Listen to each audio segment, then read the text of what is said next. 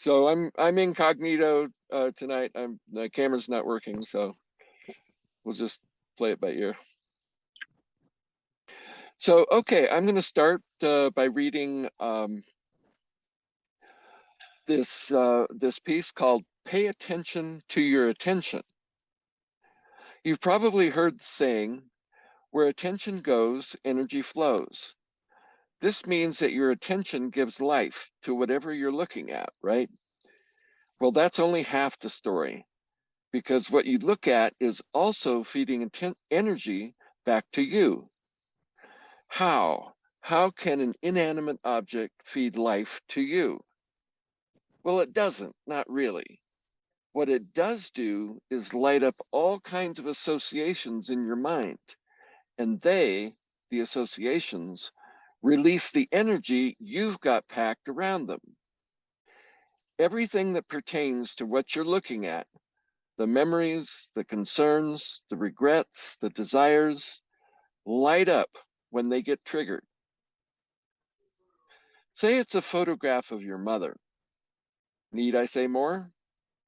Maybe you have lots of fond memories of your mother or father, substitute father for mother if that works better for you. Maybe thinking of her makes you feel good. Maybe your feelings for your mother are 100% positive, completely unconflicted, and totally uplifting. And maybe they're not. But what if looking at your mom's photo makes you feel guilty for not calling her, or maybe everything you wished you had said while she was still alive? Or maybe she did something years ago that you've never been able to let go of. And every time you talk with her or think about her, it reminds you of just how much you hate her for whatever it was she did. Just kidding. You would never hate your mother. I think you get the point. Let me check here. Okay, good. Free up your life.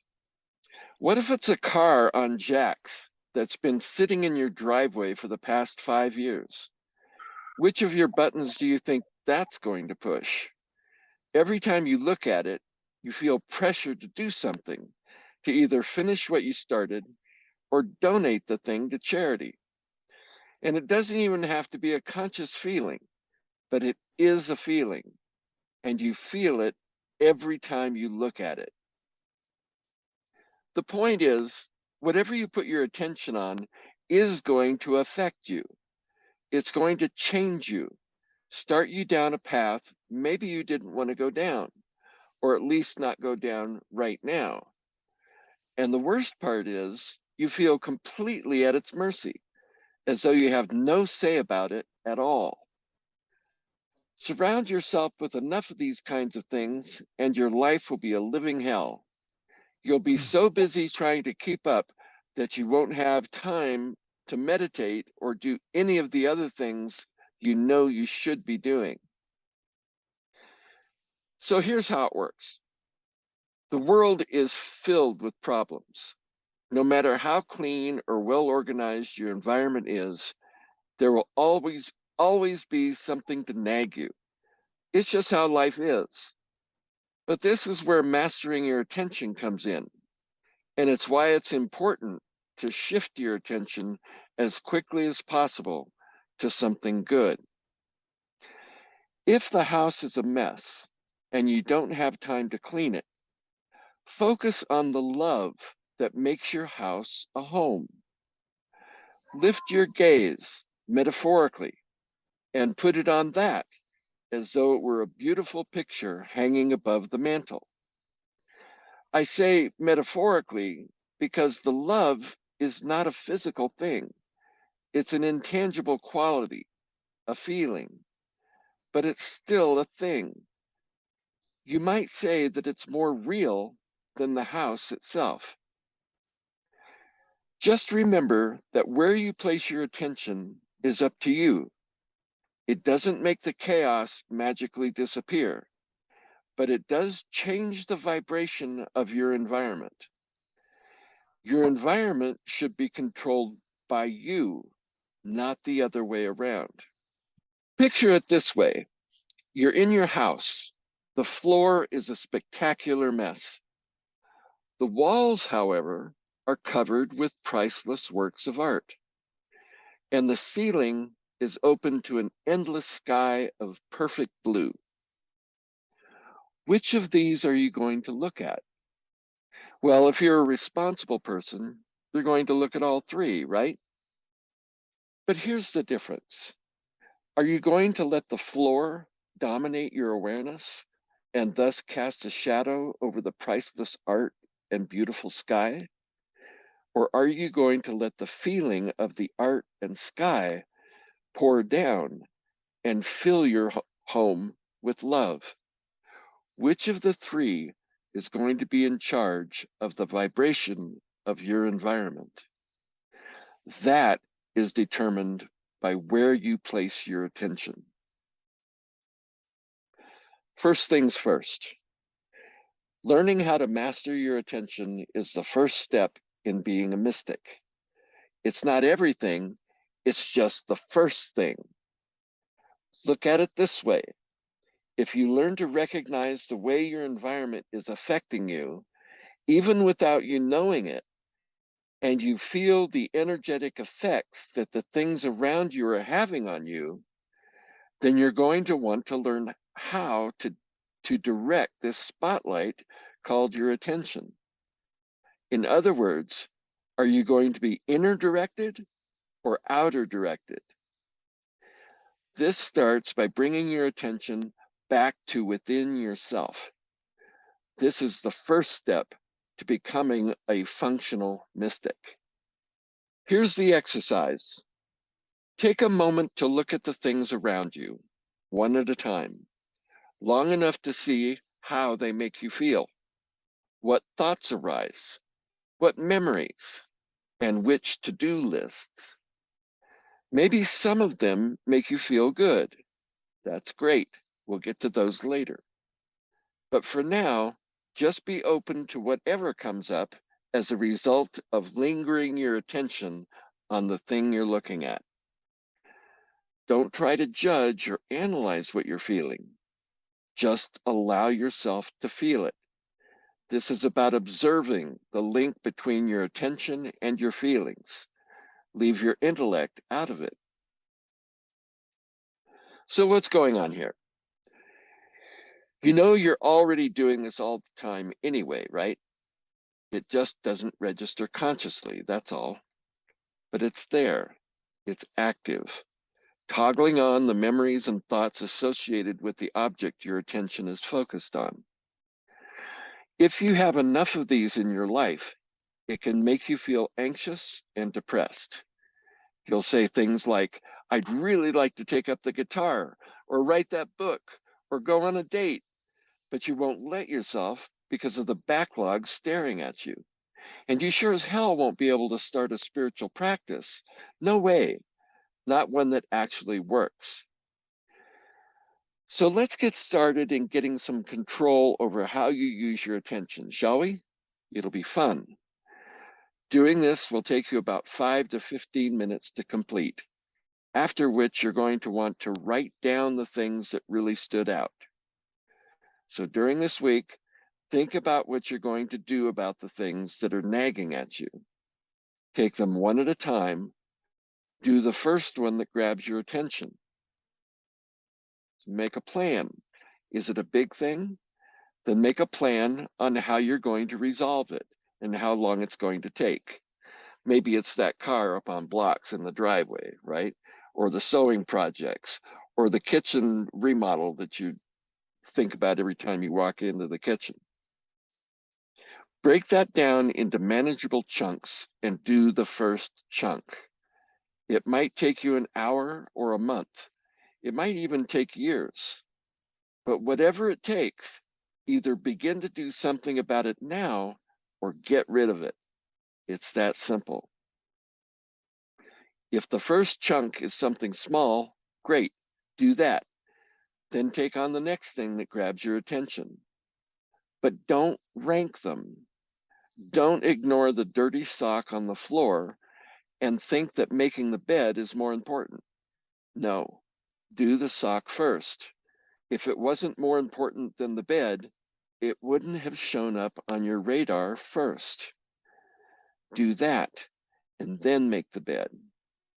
The importance of this will become evident as you go along. Do this as easily and as naturally as you can, but above all, don't resist it. Treat it like a game. Okay, what else is screaming for my attention? Do that.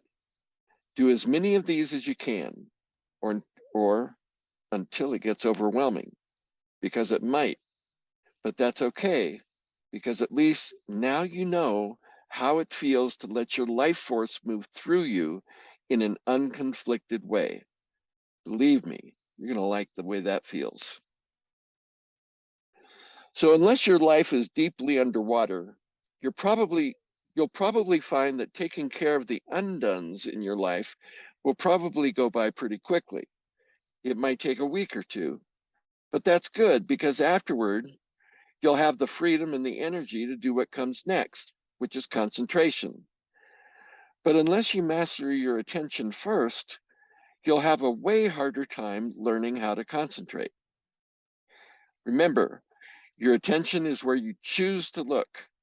Think of it as the flashlight of your awareness. The act of pointing it at something, whether internal or external, is you directing your attention.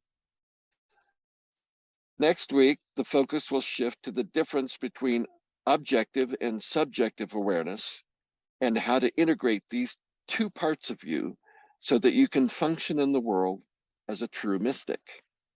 So hang on to your hat, because this is going to get interesting. Toward the end, you were contrasting attention and concentration. Um, in common usage, those are very close. And I was wondering how you see the distinction between the two. Okay, how do you see it, Nathan? What comes up to mind for you? Well, I mean, like uh, attention, as you were talking about it, is noticing where I am putting my concentration and life force on right now, and taking a look at the order and chaos that's around me. And I think concentration would be like more of a disciplined use of attention, where I'm making conscious choices about where I put that thought. Okay.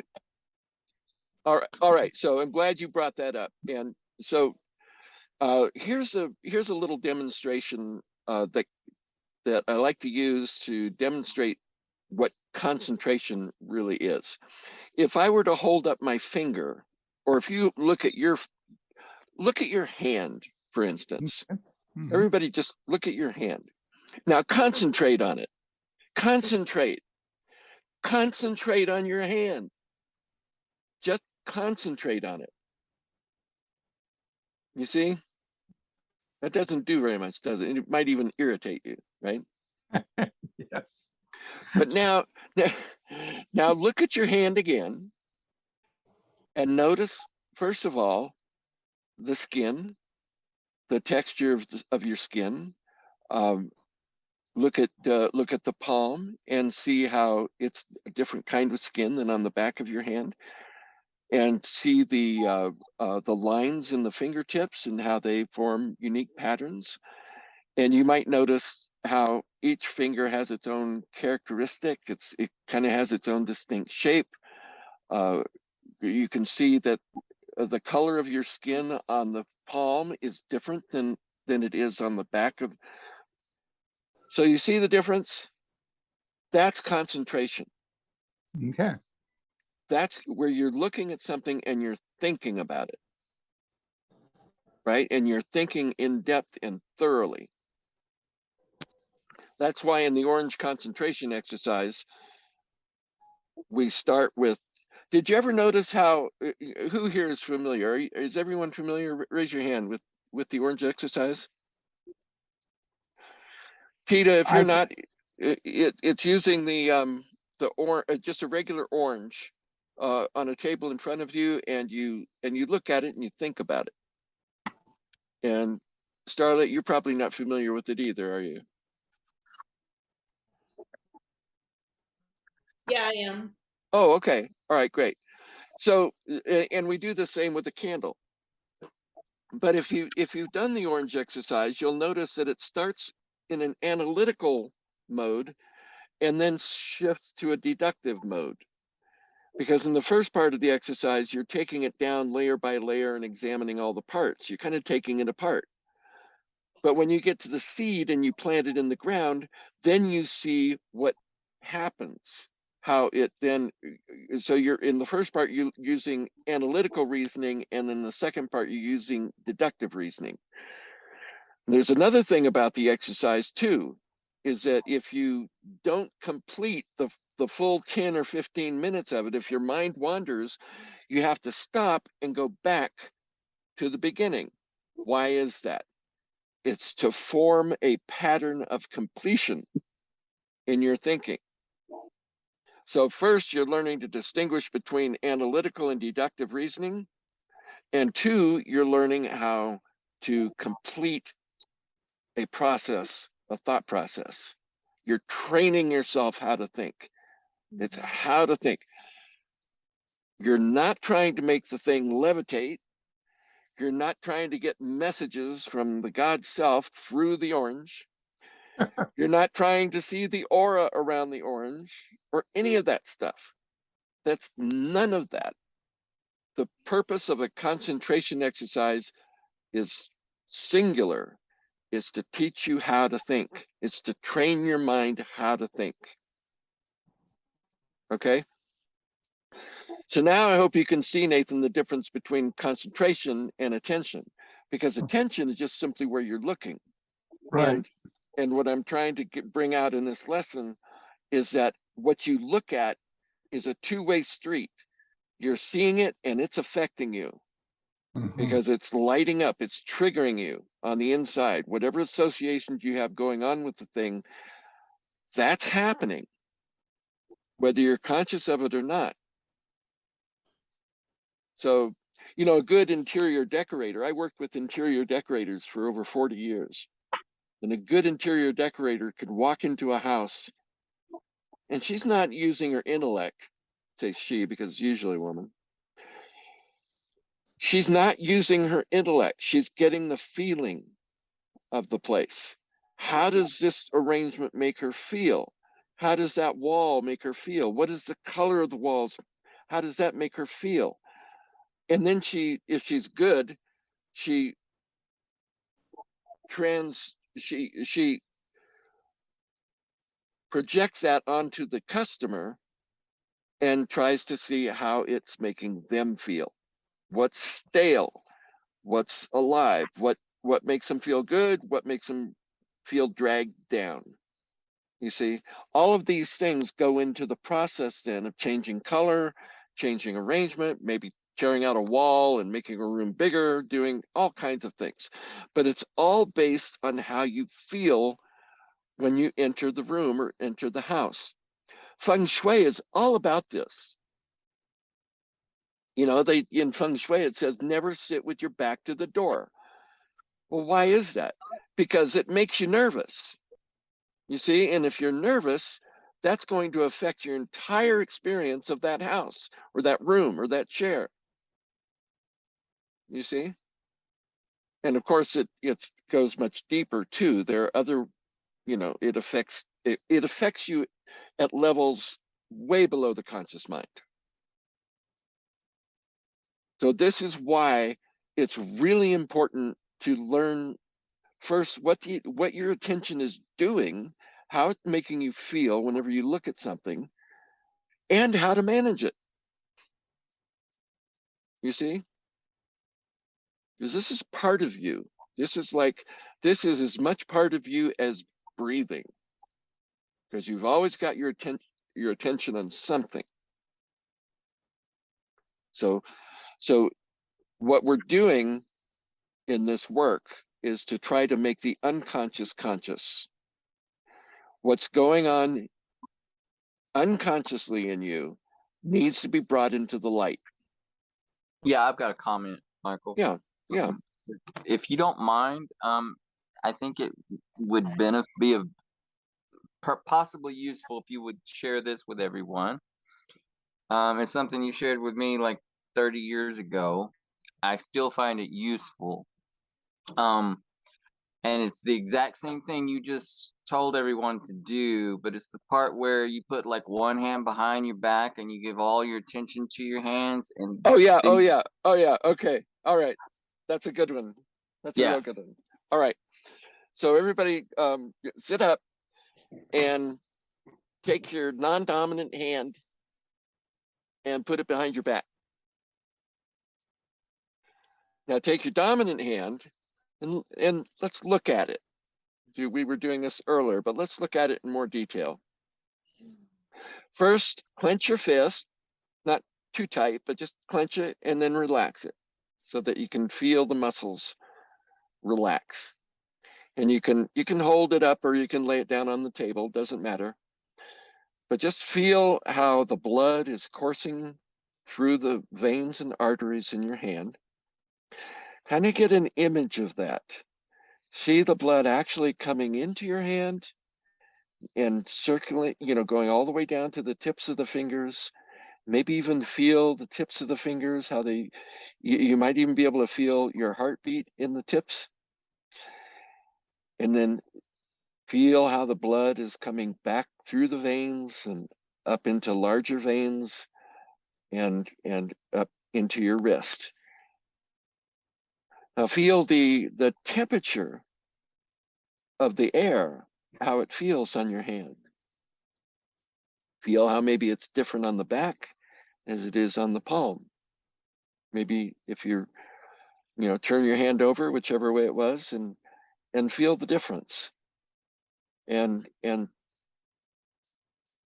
feel now the nerves in your hand, the sensations. Can you feel the air? Can you feel the warmth or the coldness of the table? You can even like touch your fingertips and get a sense of how the nerves respond. Flex your fingers lightly and straighten them. Feel how the joints move. Do that a couple of times. Feel the joints themselves, how they move in relationship to each other. And then turn your hand over and look at the other side again. Again, feel the blood and feel the pulse in it. Okay, now bring your other hand out and put it next to the one you've been looking at. You feel the difference? One should feel It's huge. enlivened. Yeah. You see? You see, that's the power of your attention. That's what your attention does to your body. You see? Now, bear in mind, if your hand was injured and you put all your attention on the injury, the pain of it, what do you think is going to happen to the pain? Get bigger. It's going to get bigger, yeah, get worse. So you can apply this to any part of your body, and how your attention is on that part. Maybe it's something that is bothering you, especially if it's bothering you, then what's going to happen? You see, you're putting your attention on the dysfunction. So the dysfunction is what's going to get amplified. I have a question. Yeah. Okay, so I'm gonna try to say this clearly. So when you realize that you are in extreme dysfunction, like you're in a crisis, and you realize like you have all kinds of stuff that you messed up and you got to correct it, how do you get out of that dysfunction? Because it becomes almost like an OCD state of mind, because you realize you're like, oh my God, because this is what happened to me when I went through my crisis, and Right. I lost my whole everything. I lost it all. And so when I started to realize that and bring my life back into order, it's like now I'm scared of not having order. And so I'm constantly keeping everything clean. You know what I mean? Like don't take bills. I don't, I'm really careful with how I spend money. It's like everything has to be organized now. Uh-huh. And so, because I realized the craziness of how I used to live, right? Right. So how do you get to the place from where you actually can really trust yourself again, to not be so, I gotta fix everything and control, you know what I'm saying? Yeah. Yeah. So you have to bring all of your attention back to the core energies of your spine, Okay. into your core, so that all of these things that are going on in your life, instead of being out there with them, you're going to draw your energies back in to your central core, and you're going to look at those things from there. Okay. Now, in order to do this, you have to really develop your core. And I'm not talking about just the nerve energy in the core of your body. I'm talking about the central axis, right? The thing Yeah. we've been going over in radical meditation.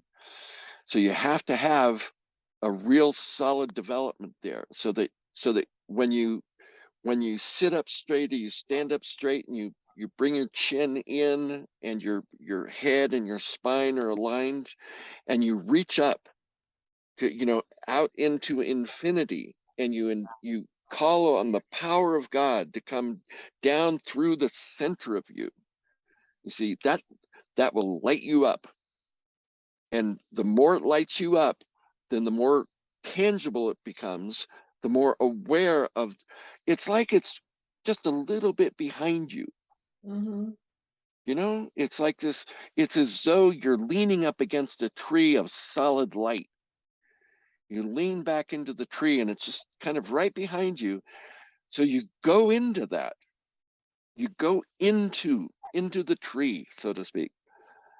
And you let that fill your awareness. And then, without coming out of that, you look out at the world. And the world will be different. It'll be entirely different if you do this. You see, it takes practice. You have Okay.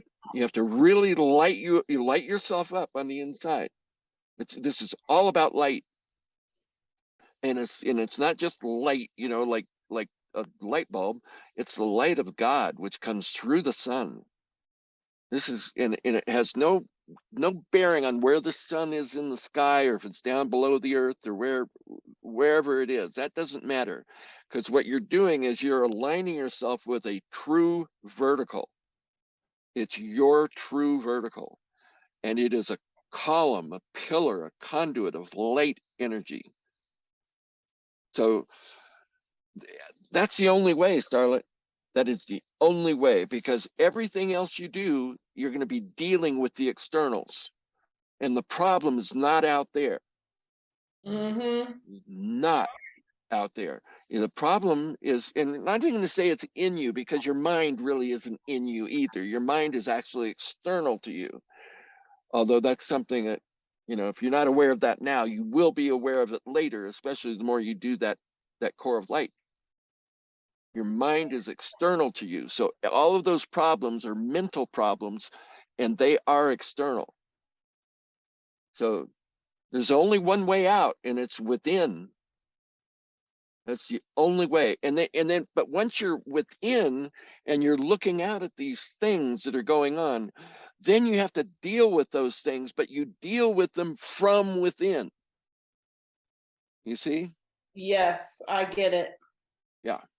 I go in and out of this. Oh, You know, yeah. you know what I mean? So I'm noticing like there's days when I'm just like so, great. I can't explain that. It's amazing.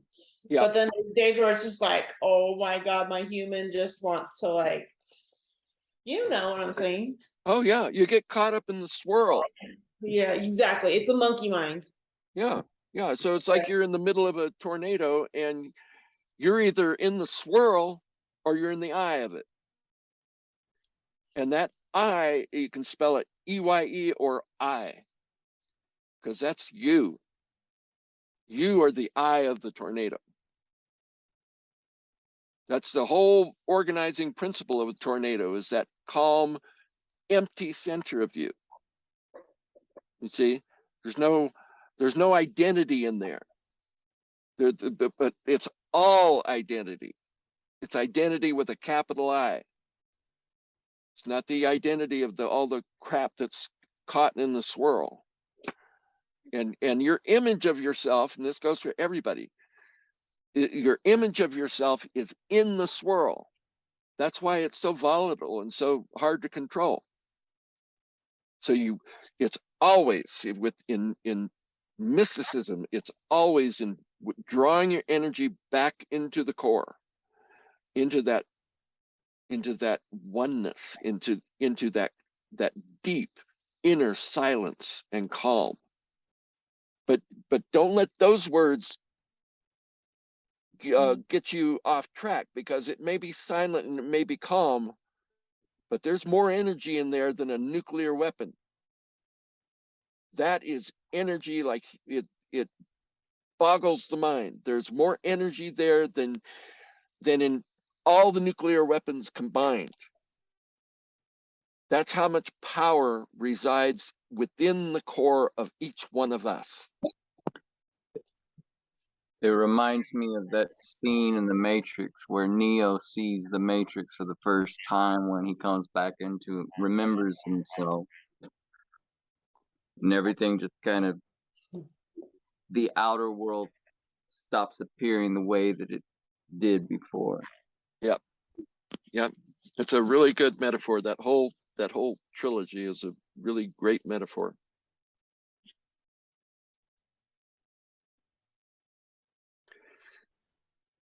So this is Michael? where, yes. Oh, I was just going to add to that too. I had heard in a different class someone saying that a lot of our, besides, going deep inside, thoughts are still going to come up, of course. But when thoughts come up, determine whether or not the thought is based on a life experience or if the thought is a fantasy. Because a lot of thoughts, a lot more of our thoughts are based in fantasy, and we probably don't even recognize them. Can you give an example of that? Yeah. How does that work for you? So like, say you have a thought about somebody in your life and maybe you haven't had a great experience of them, and, you remember something that's happened in the past, that's a thought that you're having based on a life experience. But then say you think of that person and you have thoughts of hate about them, and you start creating these scenarios in your mind of what's going to happen and blah, blah, blah. And you create things like you're going to smack them or you're going to beat them up or something. Oh, That would yeah. be those would be fantasy. Yeah, of course. So, those things you have to sort out. Those things begin as feelings, and you have to figure out what's causing those.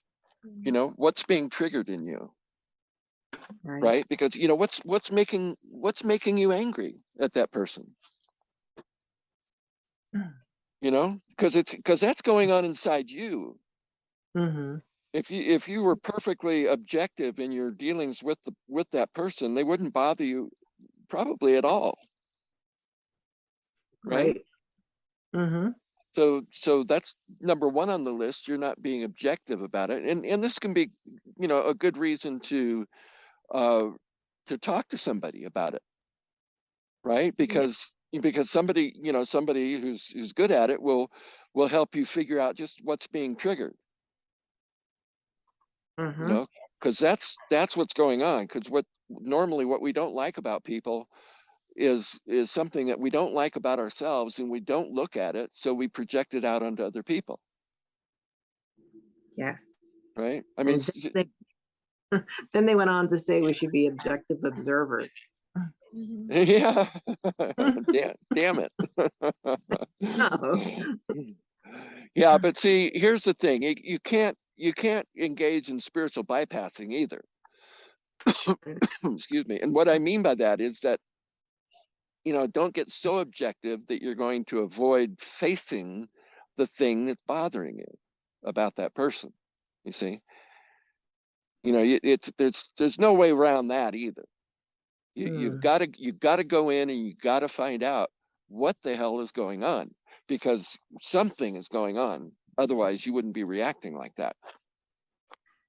I had another conversation also recently about people saying, "Oh yeah, we're always people pleasing.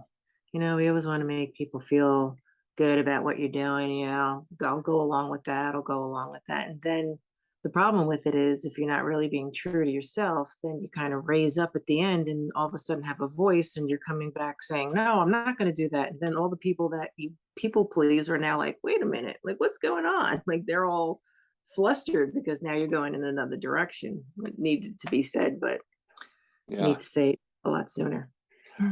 I heard something one time and never forgot, that always tell the truth. It changes everything, Yes, right? it Just sure tell the does. just tell the truth. It's a lot Yeah, or easier. and if you can't do that, if you can't just, because it's hard sometimes, if you can't do that, at least don't lie, right? Yeah, don't say yes when you mean no. So like, when we say truth, in spiritual circles, people get funny about that. They, because they think, oh, it's like the cosmic truth. What's the ultimate truth? What's the truth? And with the capital T, right? And forget all that stuff. That is useless. Absolutely useless. When we say truth in this context, it's the truth of how you feel. Right. Don't lie about that. Mhm. And don't say other lies either, unless there are times uh when Yeah, we have to lie, because if we don't, we're betraying a loyalty, right? Like, we don't somebody says, well, what didn't so and so tell you,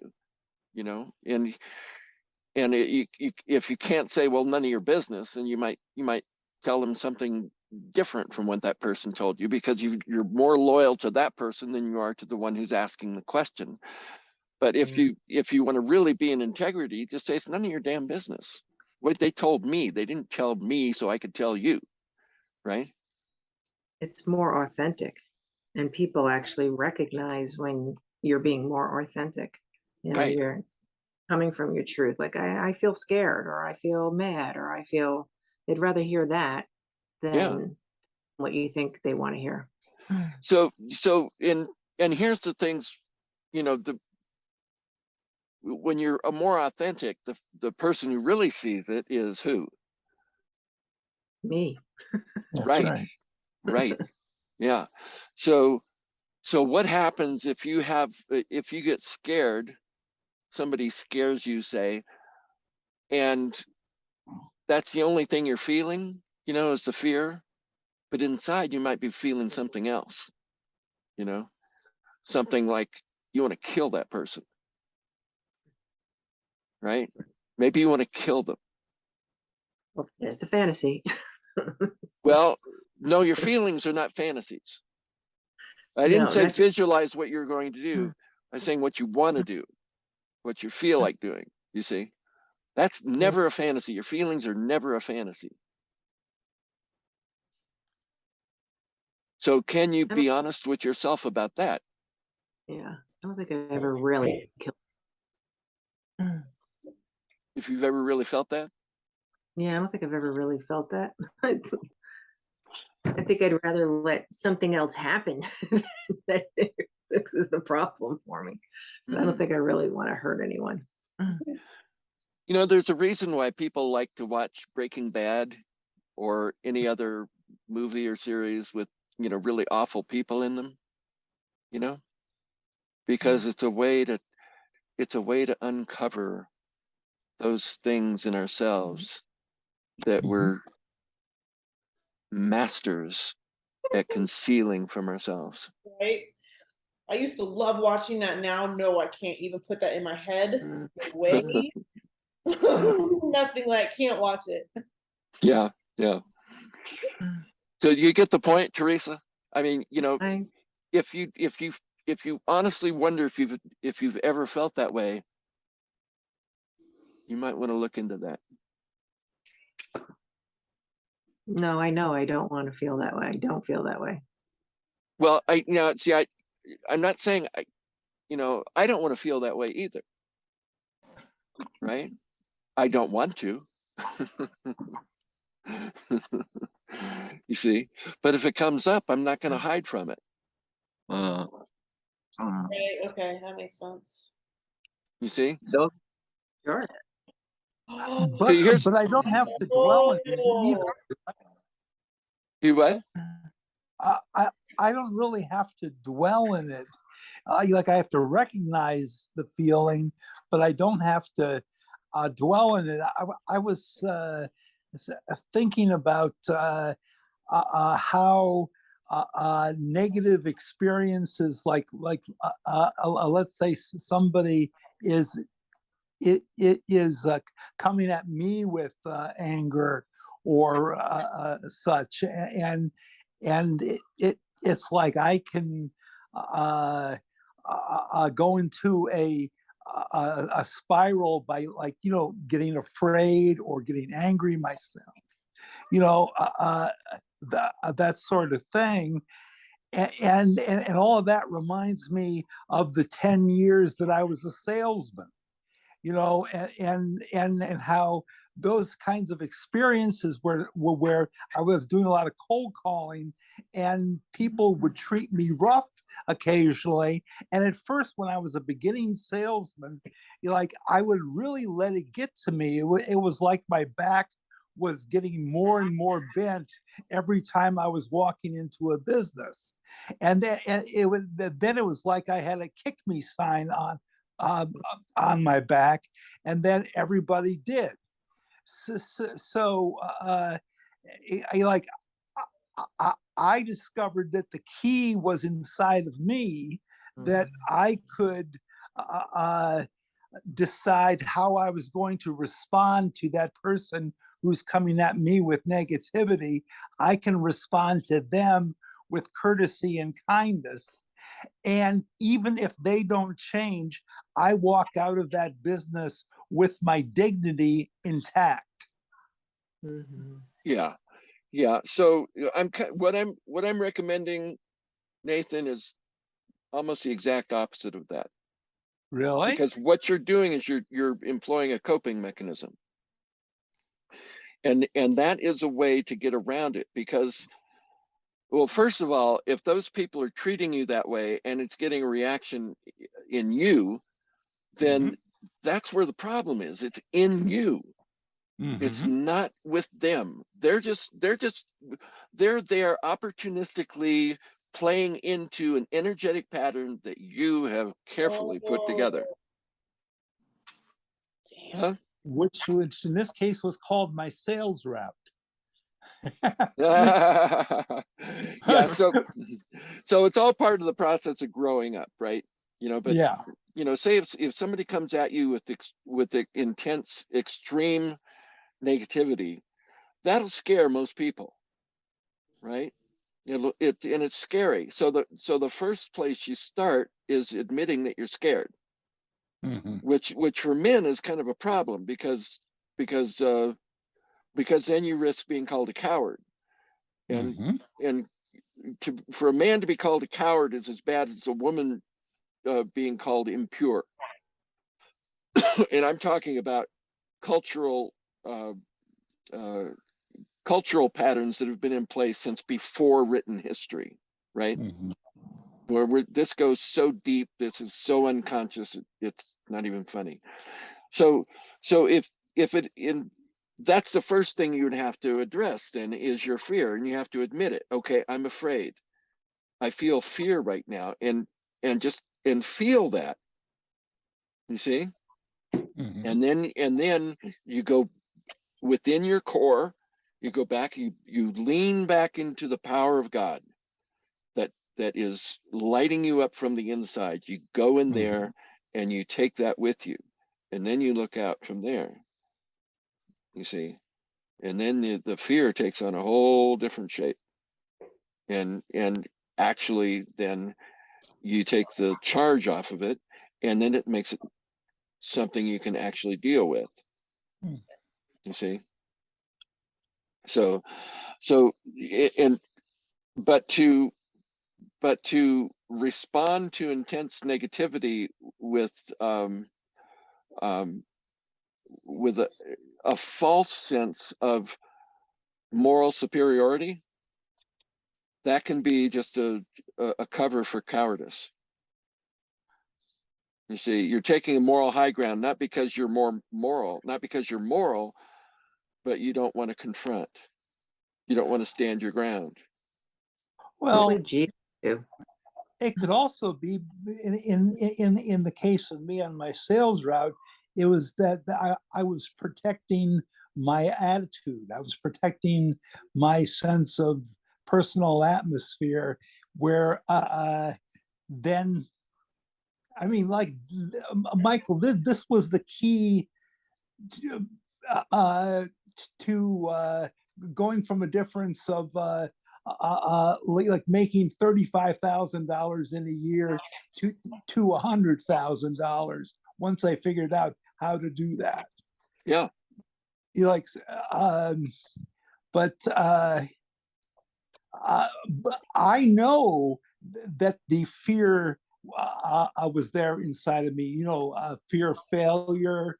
You're like, oh, of course he doesn't want to listen to me because I'm not worth listening to, or you like the stuff I'm trying to sell is crap or whatever it is. yeah, You know. yeah. So here's the thing, Nathan. If as long as you're dealing with the problem out there, you know, in Mm-hmm. your sales rep or the customer that's abusing you, any Mm-hmm. of those things, those are all internal issues, and that's where they have to be dealt with. So Okay. and once a person gets that, once you really figure that out and you learn how to do it, then the externals become irrelevant. And if somebody's coming at you and they sense that they are irrelevant to you, they will back off, because the Oh, whole point of it is to make themselves more relevant than anything else in your life, right? But if you're Right. dealing with it on the inside, then they become irrelevant, and they will back off because you then become an unknown. They don't know what you're capable of. But if you don't know what you're capable of, then they're going to take advantage of you. You have to be, you know, it's like a friend of mine once, he was in he had somebody come at him, you know, with this intense aggressiveness and threatening to hit him, and this guy was much bigger than my friend.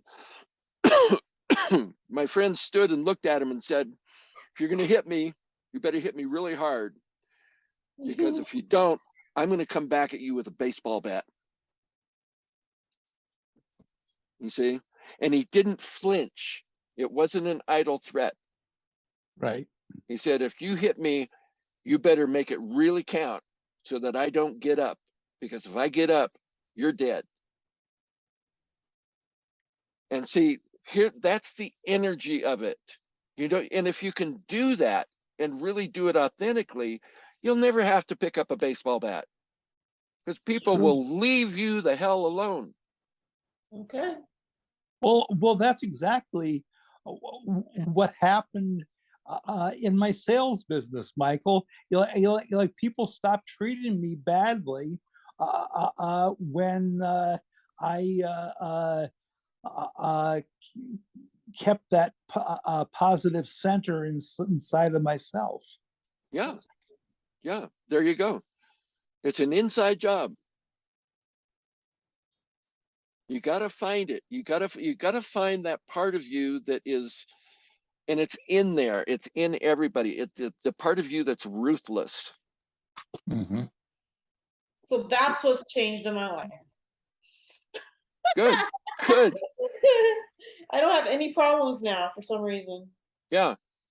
You know, problem with Christians mostly is that they try to be good when they're not. Yeah. Nobody's that good. Nobody can, you know, just return love for, you know, for hate. I mean, that's the ideal, right? But what is love?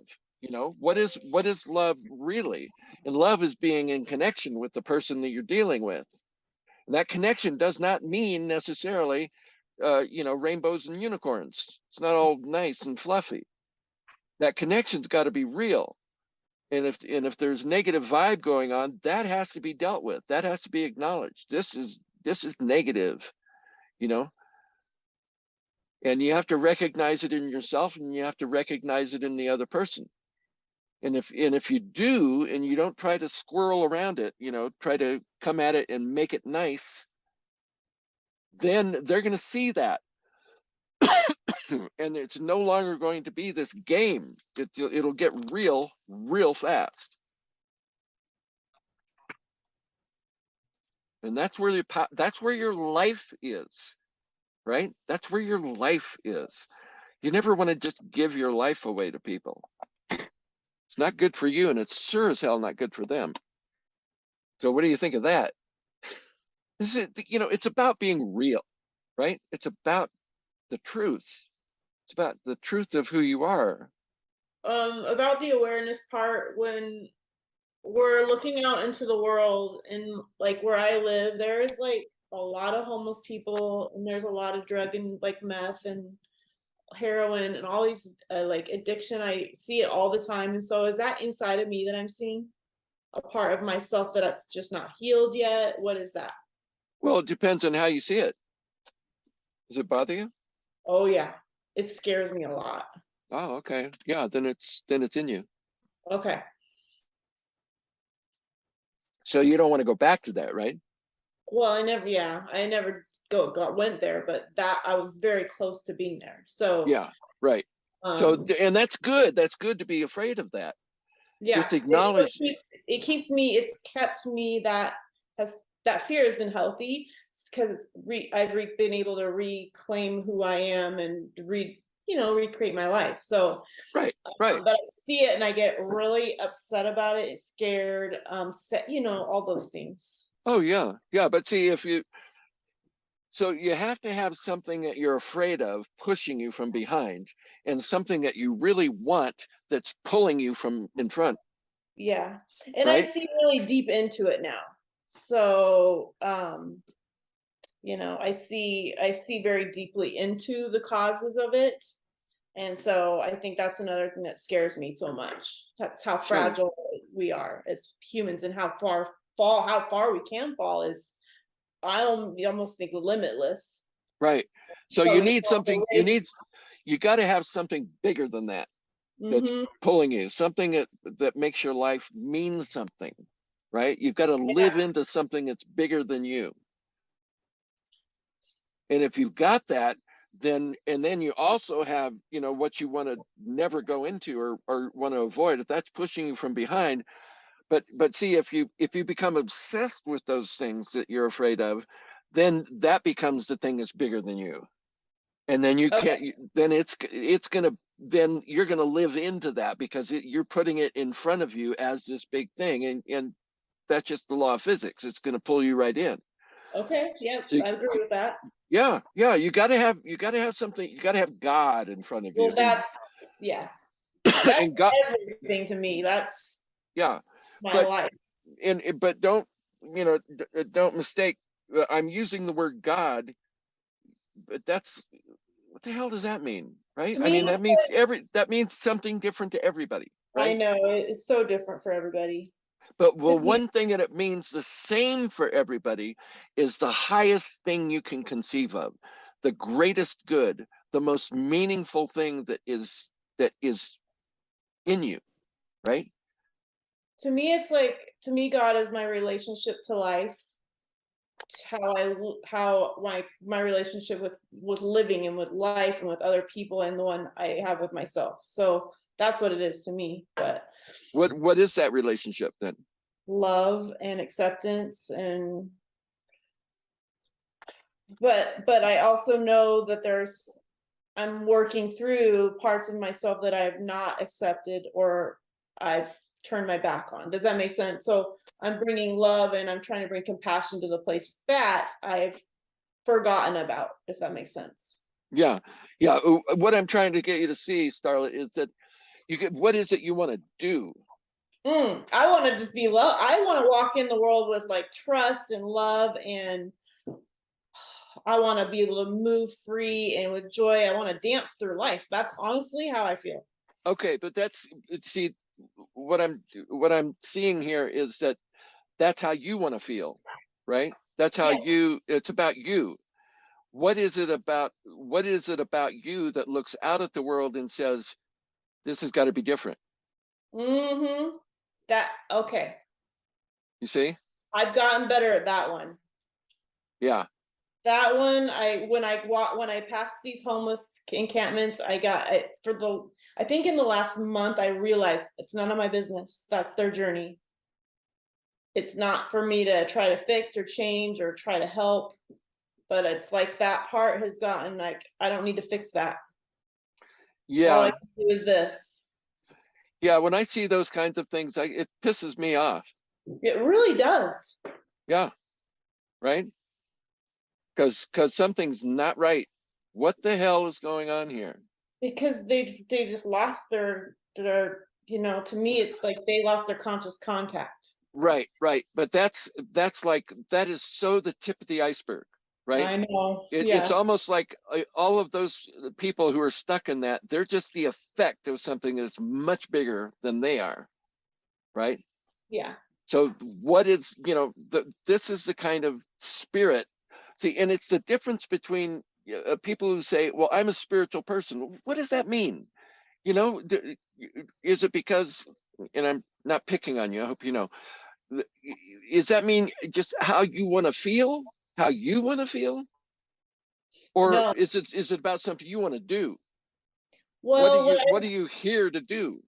so what I really believe in my whole being is that um by me being by learning and growing closer to my relationship with my life, with self, with others, and with God, that in turn affects the environment around me.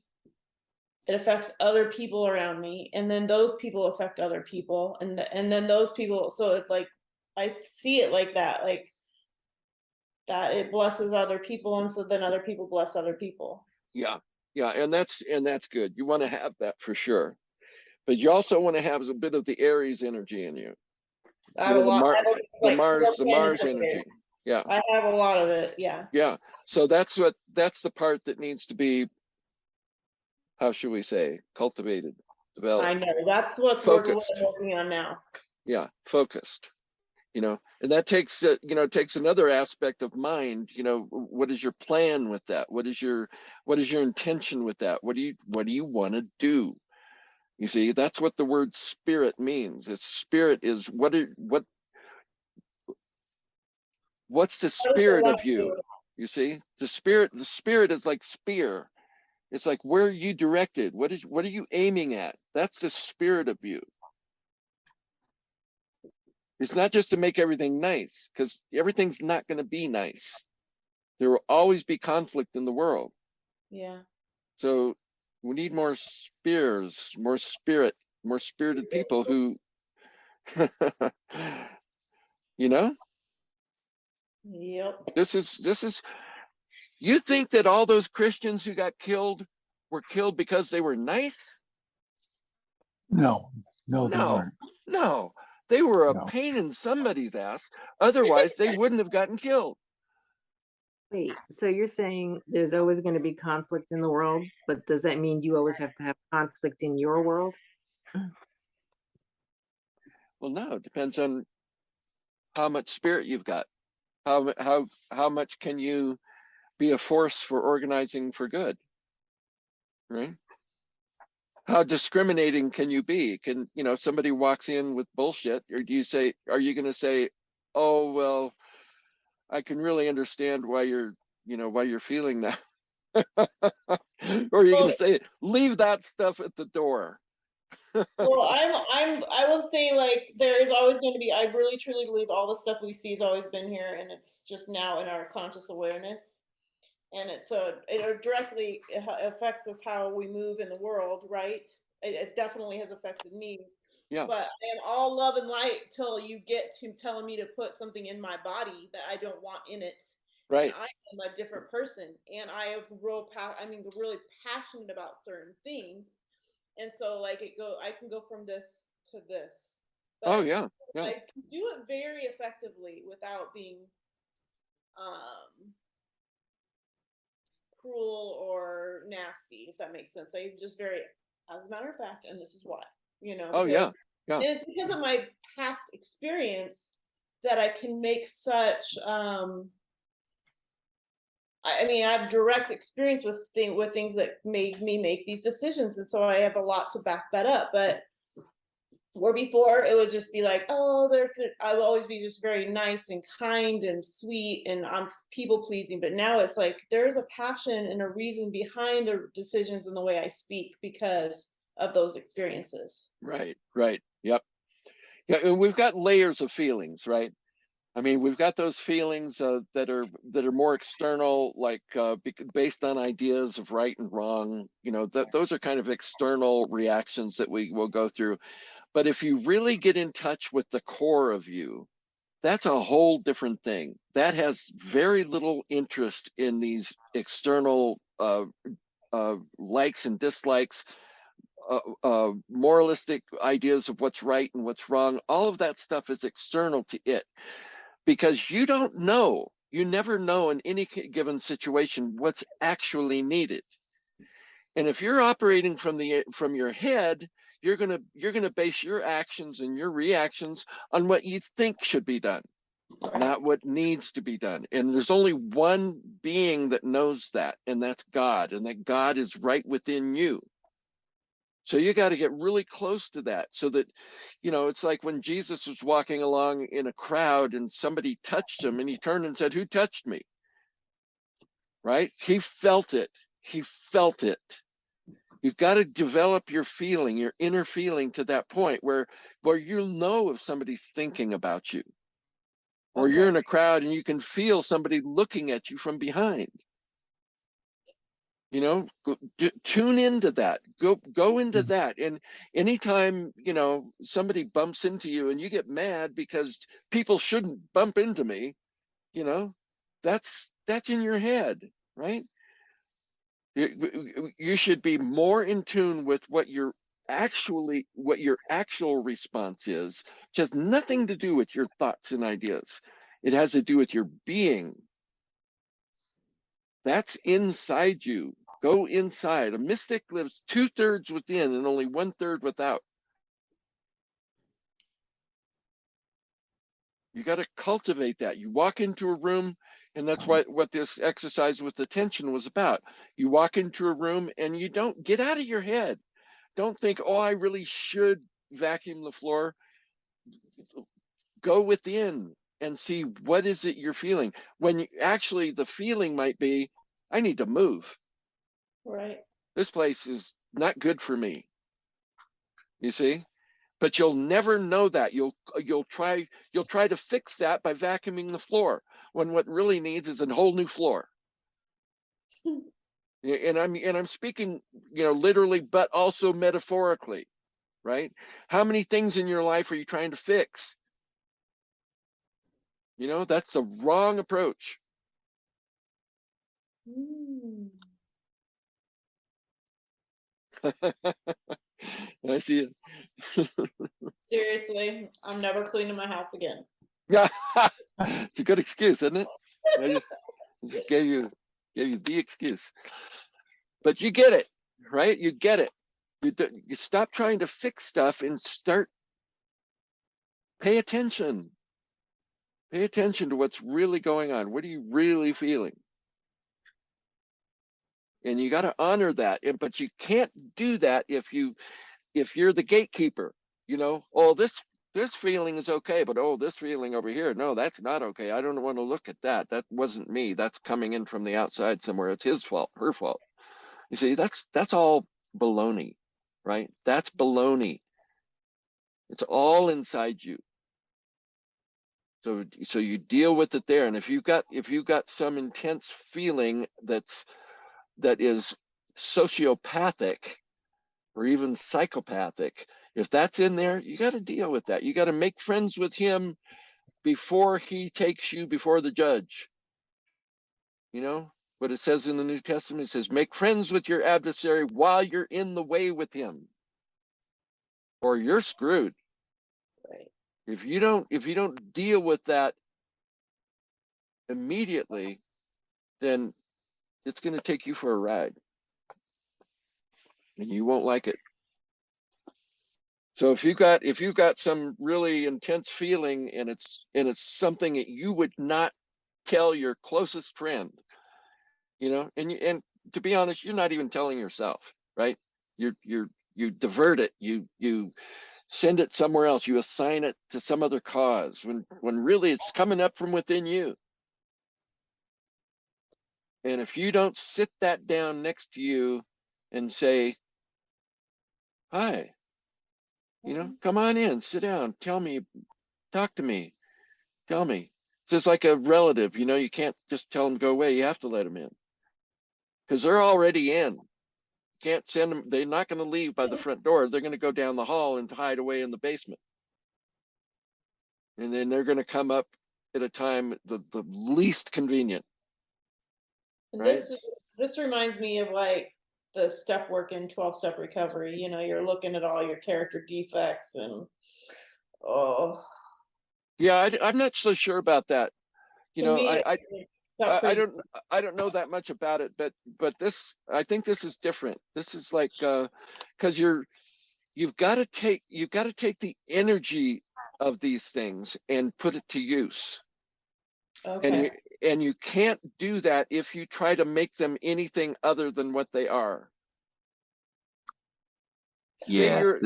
I see some of these defects or these things, they actually can end up being assets. Yeah. Yeah.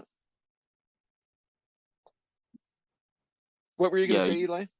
Well, I was just going to say, like, to bring it back to what you said, what we're really trying to do is to make the unconscious conscious.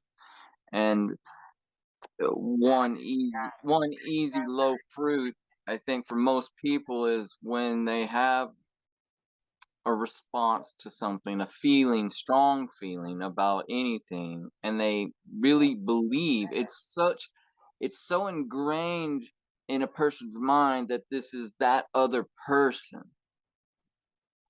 that it never consciously occurs to one that no, this is really you. This is you, and this is the unintegrated part of you. That's right. And it's like you say, and until you bring that, it's like the princess and the frog, right? Until you bring that frog, set him at the table, and honor what is real for you, whether it's society says it's good or bad, which most of the time it's going to say it's bad. Oh yeah. And you suck and you're a bad person and all of these things. Until we do this, there's always going to be that part of us that is like it will not go away. It will come out in some way, and usually not a way we want it to. Yeah. So yeah. So here's the thing. So you've got something going on, and what this thing is inside of you, and I've said this before, you'll recognize it. It doesn't want to act out necessarily, right? That's not what it's screaming its head off for. It just wants to be acknowledged. Yes. So say, take a case, say marital infidelity. You've got somebody you're really hot for, but you're married and they're married, and you think to yourself, I can't go there. It's like, I can't even think that. I can't even feel. And you start to double down on yourself, right? And what are you doing? You're just stuffing it. You're packing it down in there, into every nook and cranny where it's got too much energy. It's going to come roaring out of there. And you're going to do something incredibly stupid, and destroy your life and destroy somebody else's life. So, but where it starts is like, you could say, okay, I've got the hots for this person. And it's okay, I got the hots for them. you know, that feels kind of good. That feels alive.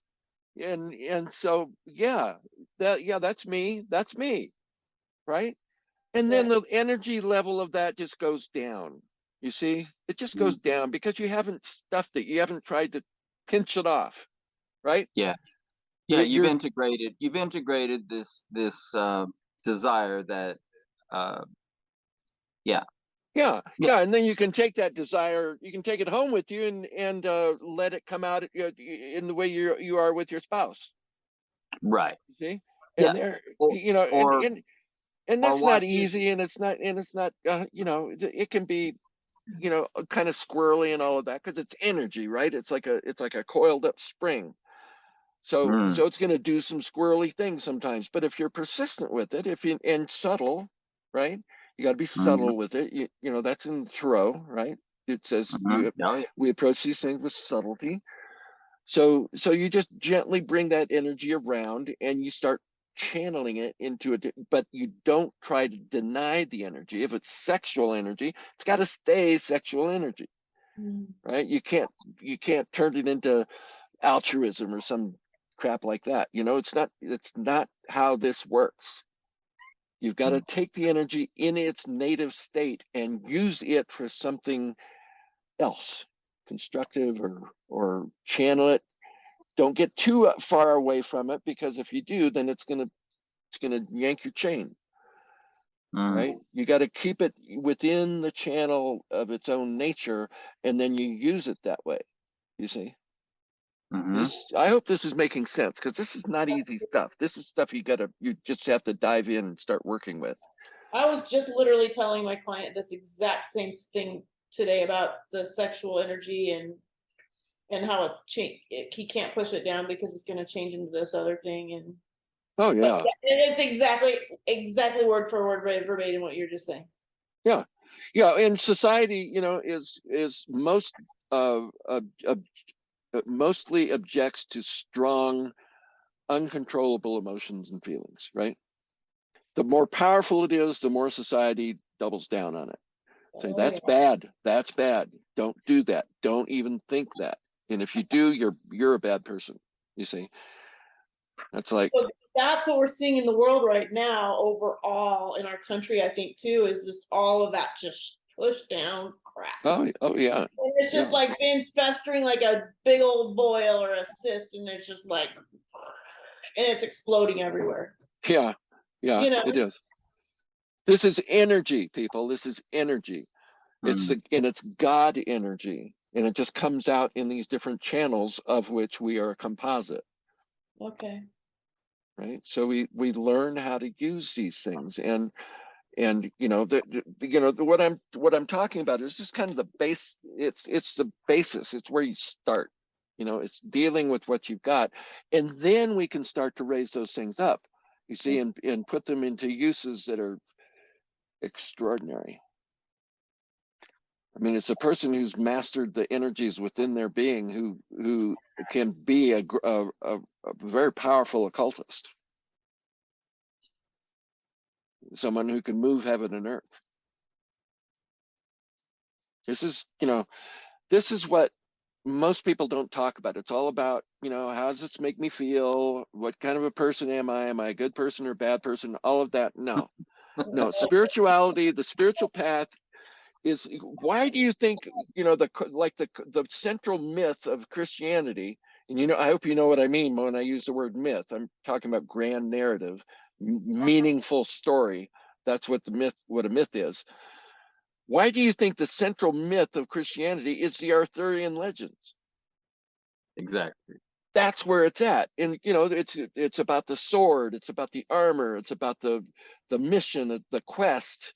It's about conquering, it's about victory, it's about failure, and it's about humiliation. It's about all of these things on the path. But you've got to get into this, out away from this, unicorns and rainbows. Got to get away from that. It's true. Got to slay them. Oh my God. Forget the dragon. Kill those things. and start to step up. Step up. If you don't like conditions in the world, start thinking about how you're going to change yourself so that the changed you will change the world. You see? Yeah. And don't fall into that trap. Well, if I change me, then everything else is going to magically all of a sudden become better. It won't. In fact, when you change you then become a target. It's true. Right? So you got to get smart. You could either be a moving target or find a way to make them the target. And by that, I hope you know that I'm not talking about, becoming a radical or an extremist or anything like that, but become a spiritual extremist. And the way you do that is when you can look at something in the world and you can say, that's not right. And you know it so thoroughly in yourself that none of that sticks to you. And then when you walk down the street or you're in a crowd of people, everybody subliminally knows, hey, all this bullshit that we're involved in, it's not sticking to them. Why is that? And they're going to want to know. You see? You only change dirt by not being dirt. You be clean. And if you're in being clean, you have to have the ability to say no. That's your boundary. That's your clear space around you. That's your atmosphere. That's your cocoon. You start letting in all the crap and the dirt, all of that, then there's no way that you can help the world because you're part of it. What if your job is being a policeman? I Then know. be a policeman, be a good one. I have such amazing police officers by me. I love them so much. Yeah. Being a cop and being an ER nurse, I see very little difference between the two, because both of them can spot a lie a mile away, and they don't put up with it. Right, Eli? You know a lot of ER nurses. Yeah. I know a few. Yeah, my sister's an ER nurse. Yes, she was. And you're 100% right. They know yeah. If you can be fooled, you're not a Christian. Working in the ER is kind of like modern day Canterbury Tales. That's great. Because people have done it seasoned, they know the character when they walk in, and as soon as the person confirms with what comes out of their mouth and their actions, then yeah. So that's good, right? That's sagacity, that's wisdom. Mm-hmm. That's and you can't know other people like that unless you know yourself. That is right. That's true. But if you're hiding from yourself, they're going to be able to put it over on you every time. Yeah, and you have to acknowledge all of those things, right? Yeah. Because we're all of it. We are all of it. We're the whole thing. And if you're a Buddhist, the Buddhist would say, okay, when you see that come up in you, just acknowledge it. Say, yep, there it is. Right. And let go and go about what you're doing, right? Same thing. Right. Yeah. Yeah, we're so busy trying to be something instead of just being what we're actually being. Yeah. That's true too. I'm going to say good night, everyone. Good night, Teresa. Night. Good night. Good night. Okay, guys. Unless somebody's got a burning question. All right. Uh, Oh, Tracy No. said thank you. She listened in on class today. Oh, good. Hi, Tracy. Hi, Michael. Thanks, Michael. We'll see you. You bet. Have a good Thank one. you, See ya. Michael. You bet. Good Have a night, good night. everyone. Good night. See you next time, Tim.